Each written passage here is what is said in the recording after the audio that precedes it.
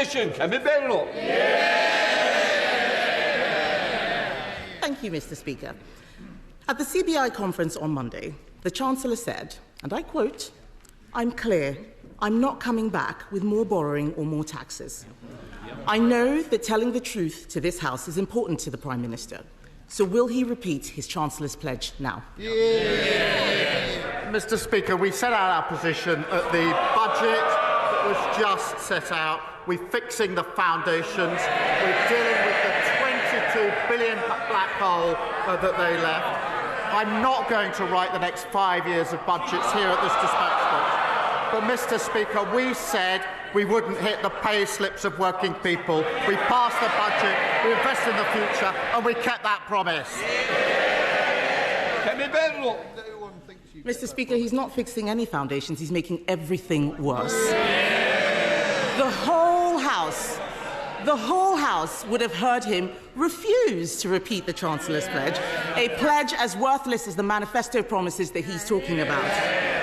If he is fixing foundations, why is it that the PMI index shows that business confidence has crashed since the budget? Mr. Speaker, we're fixing the foundation. We've got record investment into this country. But she talks about tax rises. Mr. Speaker, 2 weeks ago, she stood there and said that she wanted all the investment, all the benefits of the budget, but she didn't know how she was going to pay for it. I noticed that, having come here criticising the national insurance rises over and over again, on Monday she admitted that she wouldn't reverse the position that we set out. Meanwhile, her science minister was saying he was going energetically to do the opposite. They really haven't got a clue what they're doing. Mr. Speaker, if he wants to know what Conservatives would do, he should resign and find out. Until then...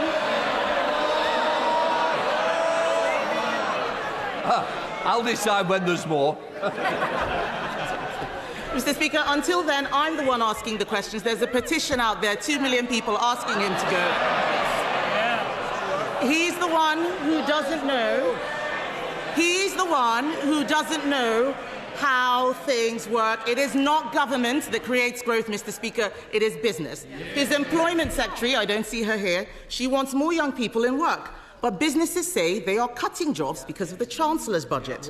His Deputy Prime Minister, she is not here. Her employment rights bill will stop businesses hiring. That's what they say. The CBI said on Monday that the dots of the government's policy don't join up. They're right, aren't they? Mr. Speaker, on Monday she said that she wouldn't reverse the increase in national insurance.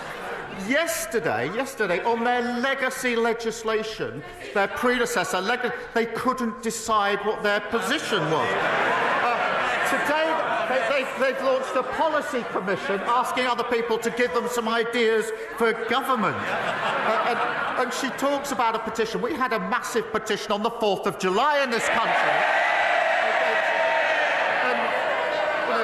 We spent years taking our party from a party of protest to a party of government. They're hurtling in the opposite direction.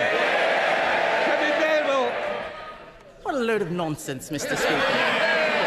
We had a budget in March this year and tractors were not blockading the streets of Whitehall afterwards. So let me give him another example of a real business. Following his budget, the head of McVitie's has said that it has been harder to understand what the case for investment in the UK is. So while the Prime Minister has been hobnobbing in Brazil, businesses have been struggling to digest his budget. Isn't it the case, Mr. Speaker, that the Employment Rights Bill shows that it is not only the ginger nut that is causing him problems? I was attending the G20. I suspect on their current trajectory they don't know whether they're going to attend the G20 or not. Maybe the Policy Commission will come up with an answer on that one. But we've had record investment from overseas investment into this country. And she keeps carping from the sidelines. She says at this dispatch box, she wants all the benefits of the budget, all the investment. but she doesn't want to pay for any of it. Mr. Speaker, she's racked up £6.7 billion of unfunded commitments in just 3 weeks as leader of the opposition. So once it comes to the economy, we're the ones growing the economy. Mr. Speaker, the investment he's taking credit for was our work. I was business secretary. We negotiated those deals that he announced. But the bottom line is that in all that he has said, he doesn't seem to care about the young people who will lose their jobs as a result of his budget. Perhaps he can show more concern for the 1,100 people who found out yesterday that they could lose their jobs at Vauxhall's plant in Luton. So while he flies around making unilateral commitments, back home, the real-world effects are businesses closing in Bedfordshire and Basildon. Does the Prime Minister stand by his promise to ban the sale of petrol cars by 2030, even if more jobs will be lost? Prime Minister. Mr. Speaker, I wouldn't normally invite a heckle, but that one was accurate. Mr. Speaker, the question of the position of jobs in Luton is a very serious one, and families and workers will be very worried, and we are obviously engaging with them. I would remind the Leader of the Opposition that the EV mandates that are an issue in this particular case were actually introduced by the last government.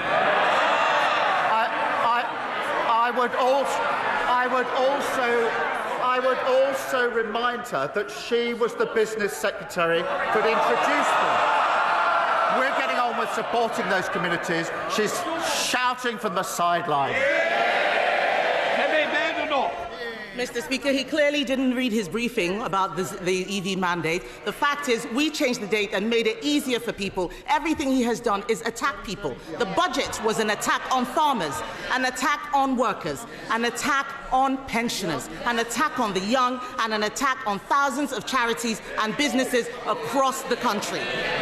The whole system is broken, Mr. Speaker, and he is making things worse. He is making things worse.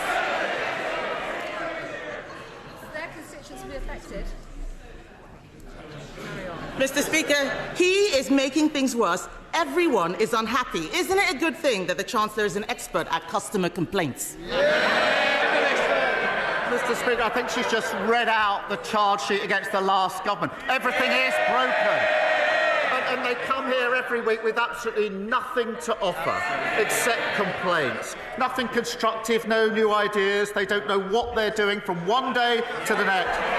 Living in this fantasy world that everything was fine, apparently, for 14 years. Well, the country's fed up with those fantasies. They've got rid of those fantasies. We're going to take the hard decisions.